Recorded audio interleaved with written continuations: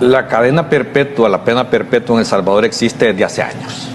Entonces, esto que se está haciendo ahora no te va a cambiar nada realmente en cuanto al control de la delincuencia. Yo creo que también el doctor Carcaix, desde el punto de vista criminológico, nos puede ayudar muchísimo a entender, porque en el mundo hay demasiados estudios a nivel criminológico que nos determina que este tipo de penas, la pena perpetua, la pena de muerte como tal, tampoco te disuade, ¿verdad? La criminalidad de Estados Unidos, que tiene años de tener este tipo de penas, a lo que tienen es una población carcelaria envejecida, altos costos de mantenimiento, y el crimen sigue exactamente igual. Déjanos tu opinión en la sección de comentarios. Te leemos.